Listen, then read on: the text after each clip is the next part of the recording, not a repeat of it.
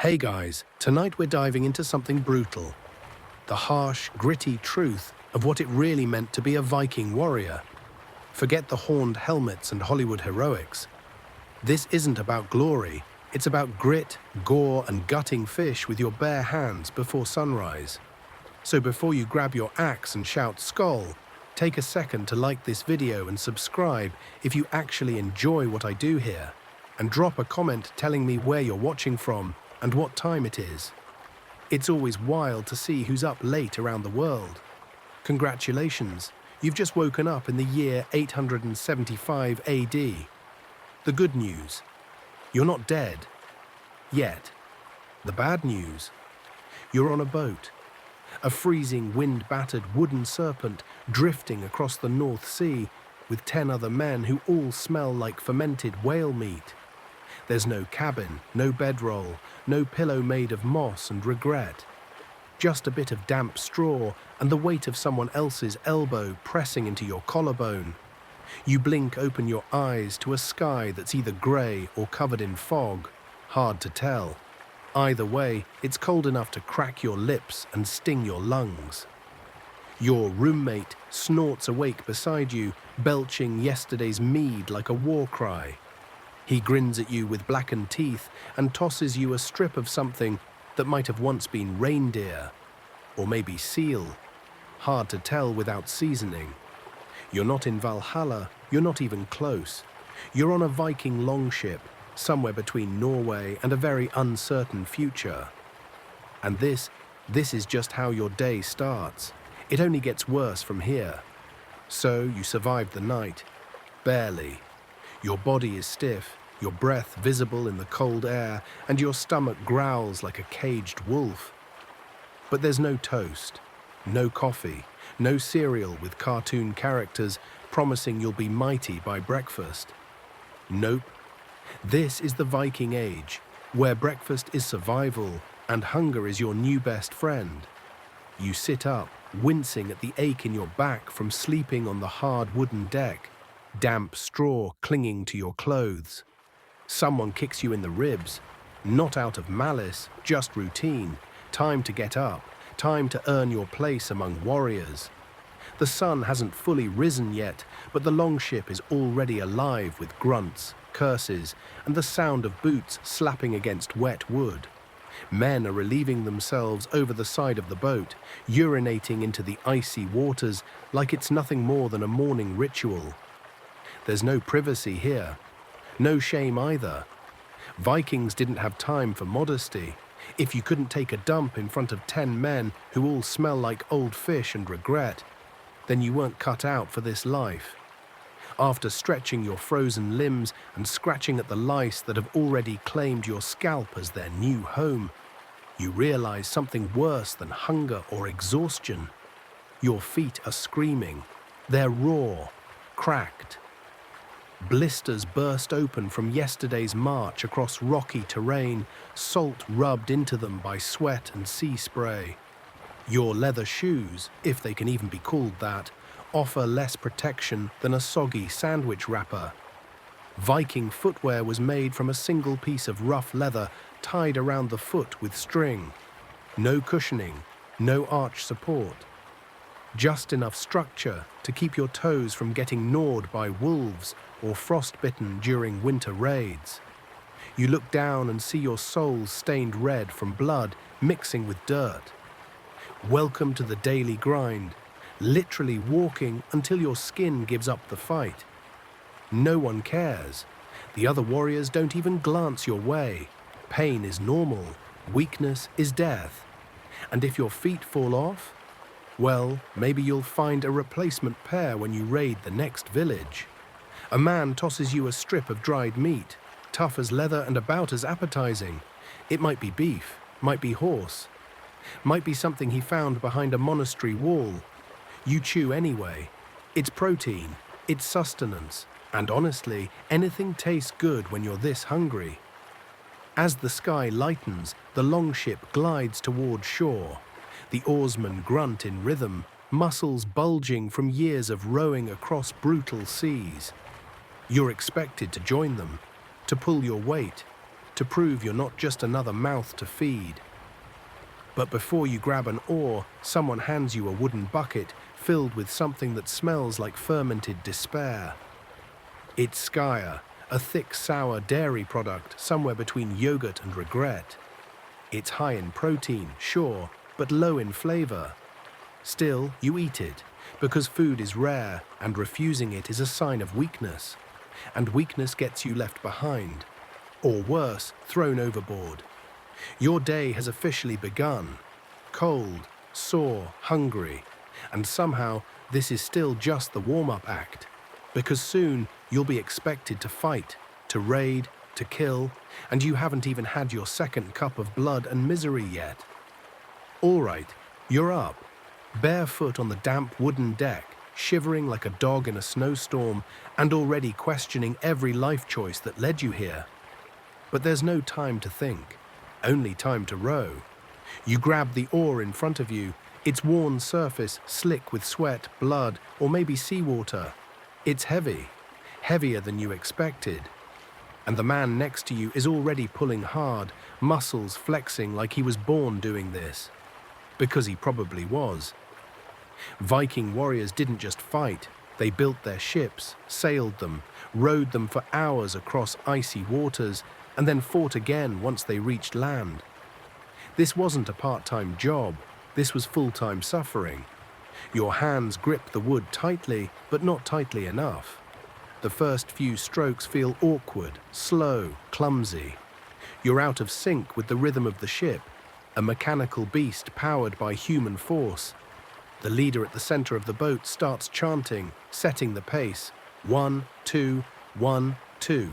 Like war drums, each beat demanding more from your arms, your back, your lungs. You try to keep up, but your body screams in protest. Your shoulders burn, your legs tense against the rocking motion of the longship. And your palms, already blistering. Welcome to the Viking gym. No dumbbells, no treadmills, just calluses, calluses, and more calluses. Rowing wasn't just exercise, it was survival. If you couldn't pull your weight, you were dead weight. And dead weight got thrown overboard to lighten the load. There's no water break, no electrolytes, no Gatorade soaked in fermented goat milk. Just the salt spray in your face and the sound of groaning wood beneath you. Hours pass, or maybe minutes. Time stretches when you're exhausted beyond reason. The horizon doesn't change, just sky, sea, and the occasional bird circling above like it's waiting for someone to collapse. You glance down at your hands. Blisters have popped. Skin is raw. Blood mixes with sweat and salt water, creating a sting that never quite fades. You want to stop, to rest, to scream, "I quit." But you don't, because Vikings didn't quit. They endured, or they died trying. And you're barely surviving.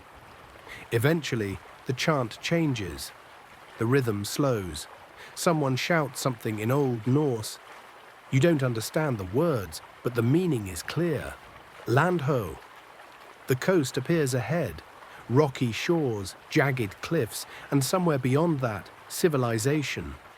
Maybe a village, maybe a monastery, maybe a city worth raiding, or maybe an army waiting to greet you with steel and fire. Either way, you've made it this far. But rowing was the easy part. Now comes the real test. Are you ready to fight? Congratulations. It's time for breakfast, Viking style. And no, it's not pancakes and syrup. This is the 9th century. Enjoy your side of parasites and rancid meat. Let's start with what's on the menu. Salted fish, dried meat, stale bread, and fermented dairy. That's it. No fruit, no veggies, and absolutely nothing green unless it's growing mold in the corner of someone's tent. Vikings didn't eat 3 square meals a day. They ate when they could, if they could, and when they did, it was often the same thing over and over again. Whatever they had managed to catch, kill, or steal. Food preservation in the Viking Age meant salting, drying, pickling, or fermenting. There were no freezers, no refrigeration, and definitely no Tupperware. If something wasn't eaten right away, it had to be preserved or lost forever. Salt was your best friend and your worst enemy. Used to cure meat and fish, it kept food from rotting, mostly, but too much of it. Welcome to dehydration, kidney pain, and constant thirst. And water, don't even think about drinking straight from the stream. Vikings drank ale or mead with every meal, sometimes even for breakfast. Because yes, the water was gross, and alcohol killed more germs than boiling ever could. Children drank weak beer, women drank mead, men drank everything. Alcohol wasn't just a party favor, it was survival fuel. But let's talk about the actual food. Fish was the most common protein. Cod, herring, salmon, all were consumed but rarely fresh. More often than not, it was smoked or salted to last through long voyages. Bread? Sure, if you consider dense, unleavened flatbread made from coarse barley or rye flour, bread. It was hard as a rock, often full of grit, and tasted like disappointment. One bite and you'd swear you were chewing on tree bark. Dairy? Kind of. Vikings didn't have cheese like we know it. Instead, they made skyr, a thick, sour dairy product somewhere between yogurt and regret. High in protein, low in flavor, it was nutritious, sure, but only if you liked the taste of fermented sadness. Vegetables? Occasionally. Onions, garlic, cabbage, and root vegetables like turnips were grown or gathered when available. But fresh produce was seasonal and rare. Most of the time, you were lucky if your meal didn't try to kill you. And then there was the pièce de résistance, hakal, fermented shark. Yes, shark. Left buried underground for weeks to rot before being hung to dry. The ammonia stench alone could knock you unconscious. Supposedly an Icelandic delicacy, but to most modern humans, a punishment disguised as cuisine. You might be thinking, well, at least they didn't have sugar or processed foods. True, but they also didn't have teeth past the age of 30. Dental decay was rampant. Without toothbrushes, toothpaste, or dentists, Vikings suffered from abscesses, missing teeth, and chronic pain. Eating was a gamble. Every bite came with a risk. Spoiled meat, parasite eggs, or a mouthful of sand from gritty bread. Food poisoning wasn't uncommon. Neither was starvation. Famine was a real threat. Bad harvests, harsh winters, or failed raids meant going hungry, or worse, watching your family starve. Vikings would eat horses, dogs, and even their own shields in times of desperation. Leather boiled into broth was a last resort survival tactic. And if you thought dining was bad, wait until you hear how they ate. There were no forks, no plates, no napkins. Just knives, spoons carved from bone or wood, and hands. Everyone ate from communal bowls or slabs of bread used as plates, called trenchers, which eventually got tossed to the dogs or burned. Table manners? Non-existent. Vikings ate with their hands, wiped grease on their clothes, and belched loudly to show appreciation. Etiquette was simple. Don't stab anyone during dinner unless provoked. If you were lucky enough to attend a feast, usually after a successful raid or during religious festivals, the spread was bigger but just as brutal. Roasted boar, whole oxen, barrels of mead, and endless rounds of storytelling and bragging. But feasts were rare. Most days were spent surviving on scraps, hoping the next raid brought food, or at least a chance to steal some. So you've eaten. Maybe. If you didn't throw up. If your stomach didn't revolt. If the worm in your stew wasn't still wriggling. Now it's time to get ready for battle. Because after a lifetime of hunger, the only way to survive was to fight. You've rode until your hands bled. You've eaten meat so old it predates your great-grandfather's beard. You've slept in a boat full of men who smell like a mix of sweat, seawater, and regret. Now your body is starting to break down. Because here's the thing about being a Viking. It's not just the battles that kill you, it's the slow rot of your own flesh, the infections, the parasites, the diseases that creep into your system like wolves circling a wounded deer. Let's start with hygiene, or rather, the complete and total lack of it. Vikings didn't bathe regularly, not because they were lazy, but because they had bigger concerns than smelling nice. Bathers were rare. Some sources suggest Vikings bathed weekly, which was actually more than most Europeans did during the Middle Ages.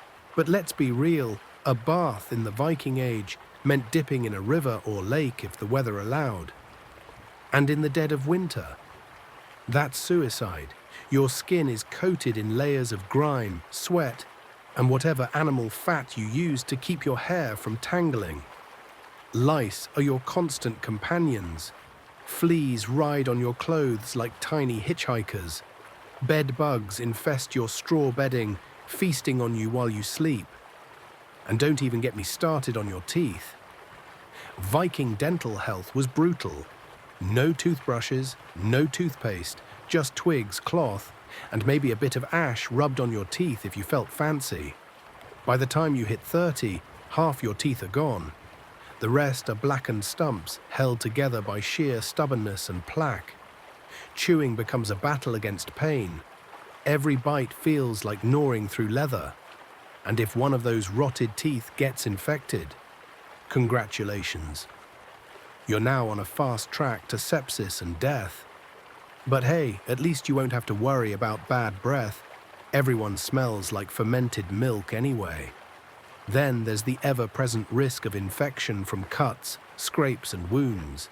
Open sores fester in the damp air. A small cut can turn into gangrene within days. There's no soap to clean your wounds. No antibiotics to stop an infection. The most advanced medicine available is honey smeared on a wound and a prayer to Odin. Even if you manage to avoid disease, your joints will eventually give out. Arthritis hits early for Viking warriors.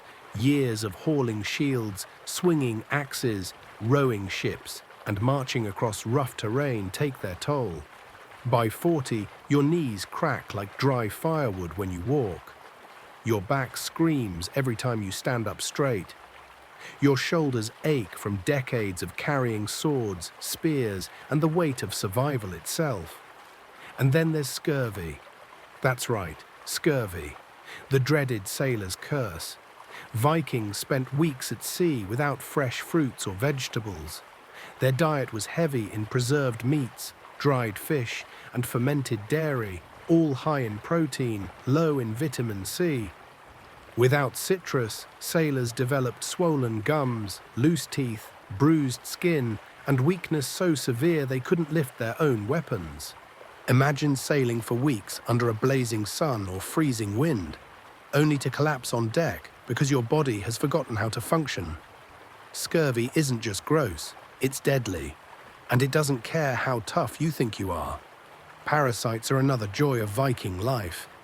Tapeworms, roundworms, and flukes thrive in your gut, thanks to undercooked meat, untreated water, and general filth. You'll spend your days with a bloated stomach, cramps, and the constant feeling that something inside you is moving that shouldn't be. Dysentery is common too. Contaminated water, poor sanitation, and shared food mean illness spreads like wildfire through Viking camps. One wrong bite and you're hunched over a bush for days, dehydrated, weak, and dangerously close to death. And if you thought childbirth was dangerous in the Middle Ages, well, Viking women faced similar risks. Without medical care, maternal deaths were common. Infants died young. Infections ran rampant. Midwives did what they could, but blood loss, sepsis, and complications often ended lives before they'd truly begun. So yeah, the battlefield might kill you, but it's the slow, silent killers, the lice, the rot, the infections, the starvation, the disease, that finish the job. And we haven't even gotten to the part where someone tries to stab you yet. Congratulations, it's time for battle. The first thing you notice when you step onto the battlefield is the noise. Not the clash of steel or the screams of dying men, though that comes soon enough. It's the sound of fear, the deep guttural chants of warriors trying to psych themselves up for what's about to happen. Some warriors start howling, invoking Odin, Thor, or Freya for strength. Others fall silent, eyes locked on the enemy line, calculating the odds. Most are already accepting death as a possibility. There's no cavalry charge, no ranged artillery, just two lines of men charging at each other with axes, swords, spears, and whatever courage they can muster. And here you are, underfed, undertrained, and probably still recovering from scurvy. Your weapon? A rusted axe, maybe a sword if you looted one off a fallen warrior. Either way, it's heavy, unbalanced, and probably duller than it should be. Sharpening tools aren't exactly common among poor raiders. You grip it tight, but your hands are slick with sweat and blood, not all of it yours. The man next to you grins through blackened teeth and shouts something you don't understand before charging forward. You follow. You have no choice. The moment you collide with the enemy line, everything becomes chaos. Axes swing wildly, cleaving through shields and skulls alike. Spears jab through gaps in the formation, seeking soft flesh. Men scream, not just from pain, but from terror, the primal realization that they might not walk away from this. You raise your shield just in time to block a downward strike. The impact rattans your bones. Your attacker follows up with a kick to your chest, knocking you off balance. You stumble back, barely avoiding a spear aimed at your ribs. This isn't a duel. This isn't honor-bound combat. This is a brutal, bloody mess of swinging limbs and desperate survival. One wrong step, and you're down. Once you hit the ground, you're dead. Trampled by boots, stabbed by opportunistic fighters looking to end someone quickly. You duck under an incoming axe swing, counter with a slash to the thigh. Your opponent yelps, stumbles, but doesn't fall. He turns, swings again, and this time you're not fast enough. Blow lands across your shoulder. Pain explodes through your body. You feel warm blood soak through your tunic, mixing with dirt and sweat. But you don't stop. You can't. If you stop, you die. Viking battles weren't clean affairs. They were short, violent bursts of energy, followed by brief moments of chuan shi, breathless pauses where warriors caught their breath before diving back into the fray. There was no medical tent waiting after the fight. No surgeon with clean hands ready to stitch you up. If you were lucky, a healer might smear honey on your wound and say a prayer. If you were unlucky, infection would set in within days. Even if you survived the battle, you weren't safe yet. Wounded warriors were often left behind or executed by the enemy. Survival depended on strength, speed, and sheer brutality. And even if you made it through the day, there was always another battle tomorrow. Welcome to the world of the berserkers, where battle wasn't just survival, it was madness. Forget everything you've seen in movies about Vikings charging into battle with coordinated formations and tactical precision. That's not how this worked. This was chaos. Pure, blood-soaked, screaming chaos. And at the heart of it were the berserkers, the most feared fighters in all of Norse legend. These weren't just tough guys with axes. They were warriors who entered a trance-like state before battle, tearing off their armor, howling at the sky and charging headfirst into enemy lines like rabid wolves. They didn't care about pain. They didn't flinch at wounds. Some say they could barely be killed. The word berserk comes from Old Norse, ber meaning bear, and serk meaning shirt, so literally bear shirt. Because some berserkers wore bear pelts instead of chainmail, believing the spirit of the beast would give them supernatural strength. Others fought completely naked, covered only in sweat, blood, and whatever oils or herbs they rubbed on their skin before battle. But here's the thing, these men weren't just adrenaline junkies with poor fashion sense. There's a reason Norse sagas describe them as more animal than human. Some historians believe berserkers used hallucinogenic drugs to enter their battle frenzy. Others think they may have suffered from a rare medical condition that dulled their pain and heightened aggression. But one thing is certain, once they entered that state, there was no turning back.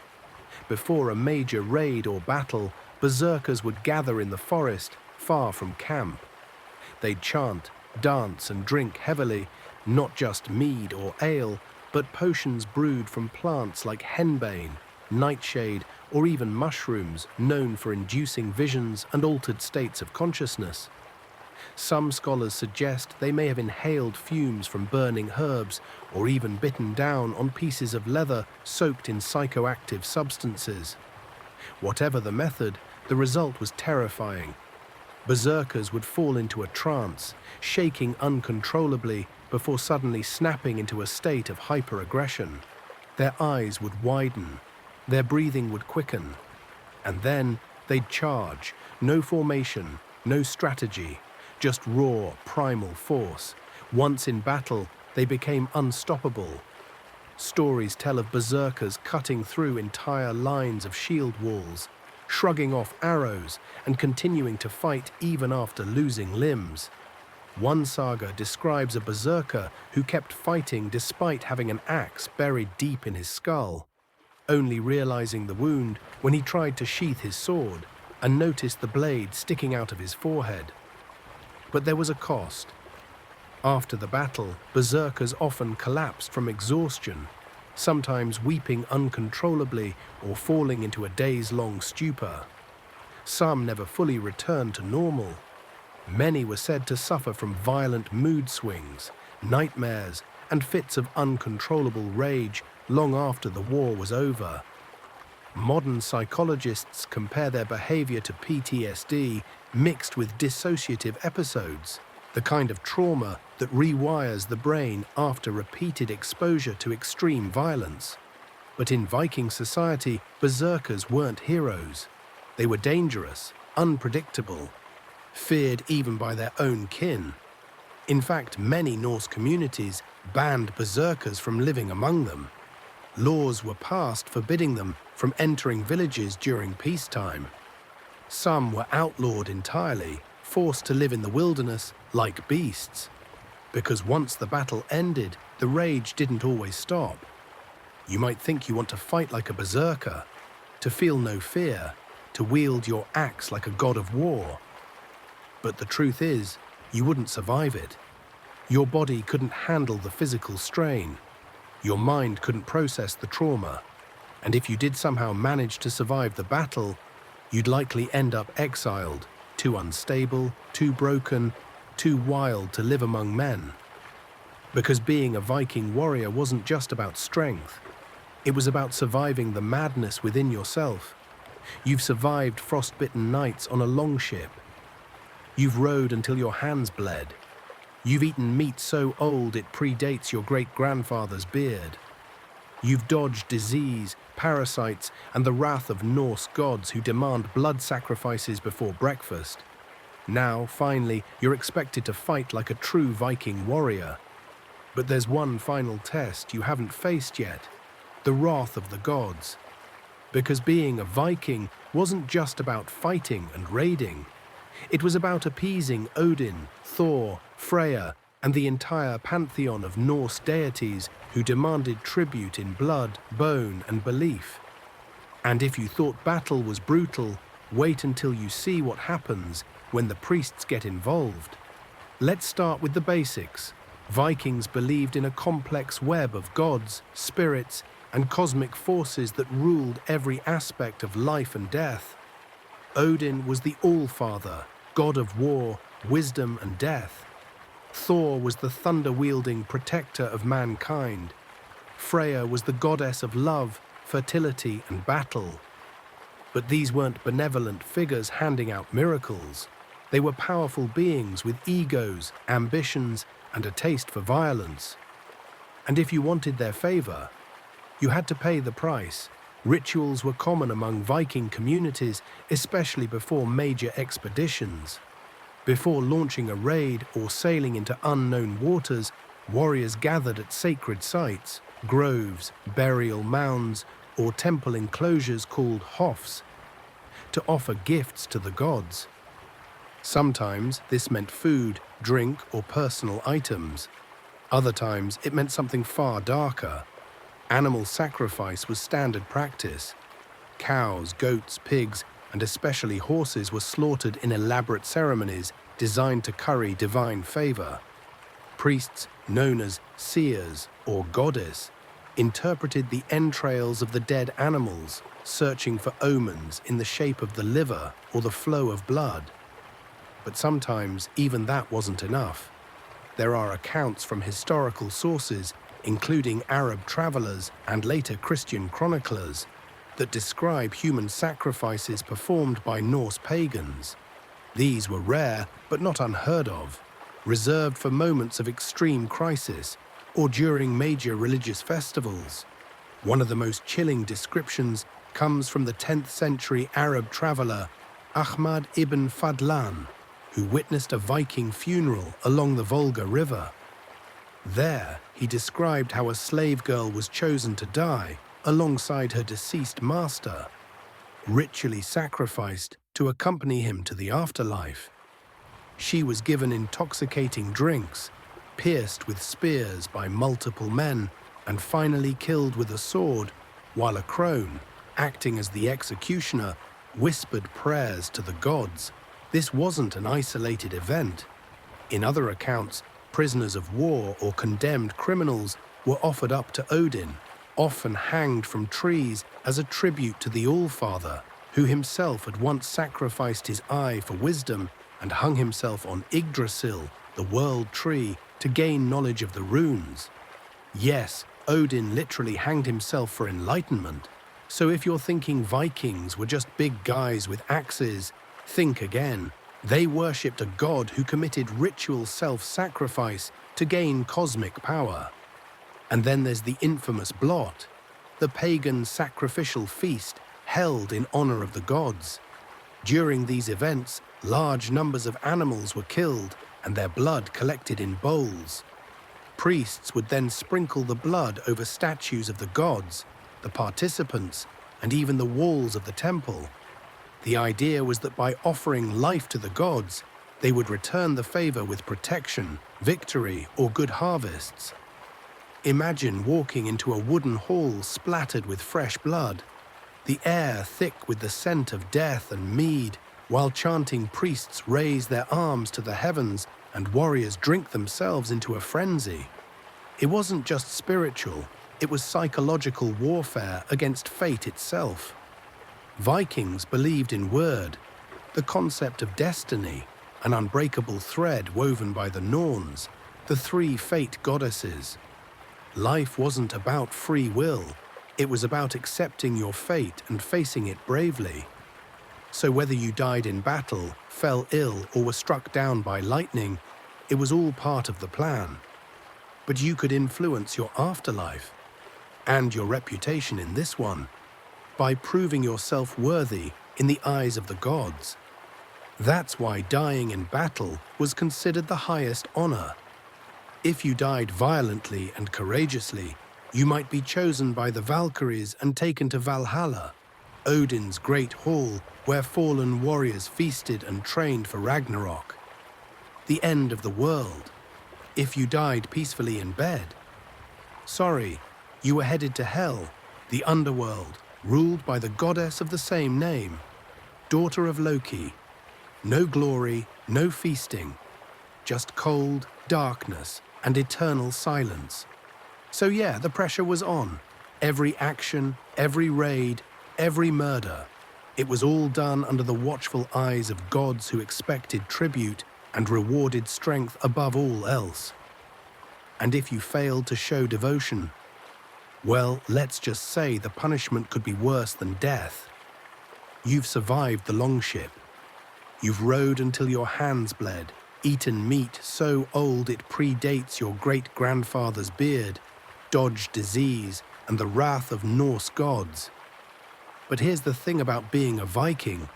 The battlefield isn't always where you die.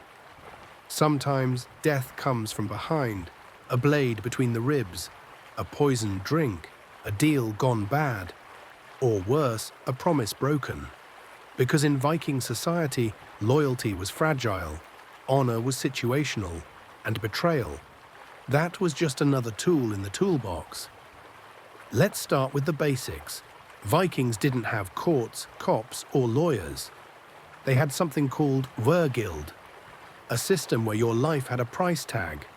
If someone murdered you, your family could either demand revenge or collect a fine in silver or goods. But if they couldn't pay, well, get ready for a blood feud that might last generations. And these weren't just minor squabbles. These were full-blown family wars passed down like heirlooms.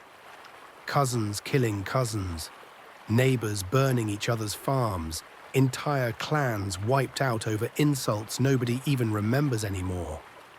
There was no forgive and forget. There was only fight or collect. And if you thought diplomacy would save you, think again. Vikings were master negotiators, sure, but their deals came with an expiration date. 1 minute you're sharing mead and swearing brotherhood. The next, you're lying face down in the dirt with your own sword buried in your back. Betrayal wasn't frowned upon. It was expected. You trusted no one. Not your allies, not your kin, not even your closest drinking buddy who just handed you a cup of something suspiciously sweet. Because poison? Yeah, Vikings used that too.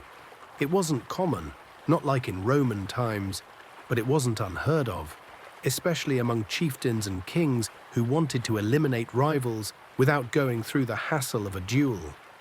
A few drops of hemlock in your ale, a pinch of powdered toadstool in your stew. Done right, and your enemies wouldn't even know what hit you. Even marriage was a weapon. Viking women weren't just wives, they were political tools. Marriages were arranged to secure alliances, settle feuds, or gain land and power. But love? Forget about it. If you married for affection, you were doing it wrong. And if your wife decided she'd rather be with someone else, well, divorce was easy, but revenge, even easier. Women could initiate divorce for things like impotence, abandonment, or failing to provide enough food.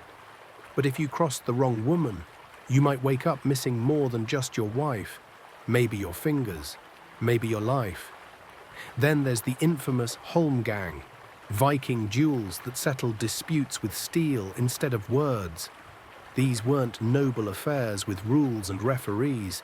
This was bare-knuckle combat on an island or a marked-off patch of land. 3 offenses could lead to a challenge: theft, cowardice, or calling someone a Nidinga. A Viking insult so vile it basically meant cowardly piece of human garbage. Once challenged, you had no choice. Fight or lose all honor forever. The duel itself was brutal. No armor, no mercy. First blood wasn't enough. Someone had to be seriously injured or dead before it ended. And if you lost, well, at least you died fighting. That way, you might still make it to Valhalla, assuming Odin wasn't busy watching someone cooler die. But sometimes even dying wasn't enough to end the drama. Viking funerals weren't just about respect. They were about spectacle, about proving your worth to the gods and the living. Some warriors were burned on ships, sent off with weapons, slaves, and animals, sacrificed to accompany them to the afterlife. Others were buried with riches, rune stones marking their deeds, if they were rich enough. Poor warriors, lucky to get a shallow grave and a half-rotted axe. And then there were the traitors. They didn't get funerals, they got nithings. Punishment so harsh they made exile look like a vacation. You could be declared an outlaw, meaning anyone could kill you without consequence. or worse, cursed by the gods, cast out from society, and left to wander the wilderness like a ghost with no home, no hearth, no kin, no welcome anywhere. That was the final punishment. Not death, loneliness. Because in Viking culture, you were only as strong as your clan. Without them, you were nothing. So yeah, you might survive the longship, you might endure the battle, you might dodge disease, starvation and frostbite. But surviving the people around you, that's a whole different fight. Congratulations. If you're still breathing, you've outlasted most of your comrades. But let's be honest, you wouldn't last another week. Maybe not even another day. Because being a Viking wasn't about glory. It wasn't about honor or adventure or epic battles under thundering skies. It was about survival. Every moment was a fight against hunger, cold, infection, and the ever-present threat of violence, from enemies, from your own kin, and sometimes from yourself. Viking life was brutal, short, and filled with suffering that modern humans simply can't comprehend. You woke up every morning to pain. You went to sleep every night with lice in your hair and blood on your hands. Your body was a battlefield of wounds, scars, and infections. Your mind, a war zone of fear, superstition, and trauma. There was no retirement, no vacations, no Netflix to binge while you recover from a near-fatal axe wound. Just endless labor, endless danger, and endless death. So tonight, when you crawl into your warm bed, surrounded by clean sheets, central heating, and indoor plumbing, take a moment to appreciate how lucky you are. Because if you think brushing your teeth is annoying now, imagine doing it with a stick and ash, because toothpaste hasn't been invented yet. If you think rush hour traffic is stressful, try walking 20 miles barefoot across frozen terrain just to raid a monastery for food.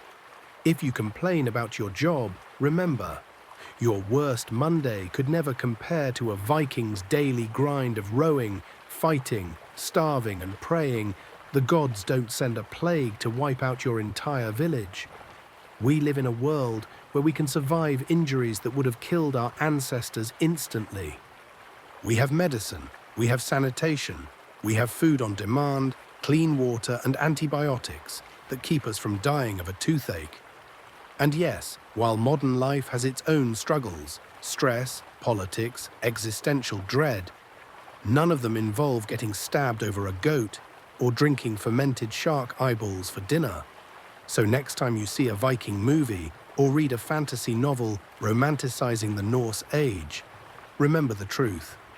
Being a Viking wasn't heroic. It was hell. And unless you were born into that world, raised with an axe in one hand and a wooden spoon of rancid skyer in the other, you wouldn't stand a chance. So raise a glass, or a protein shake, to the warriors of the past. They lived hard, died young, and carved their names into history with blood, sweat, and raw brutality. But you're better off right where you are. Thanks for watching. If you made it all the way through this series, drop a comment below telling me which part scared you the most. The disease, the battle, or the food from absolute despair. And if you enjoyed this journey into the brutal reality of Viking life, smash that like button and subscribe for more deep dives into history's darkest corners. Until next time, stay lucky, stay healthy, and whatever you do, don't actually become a Viking.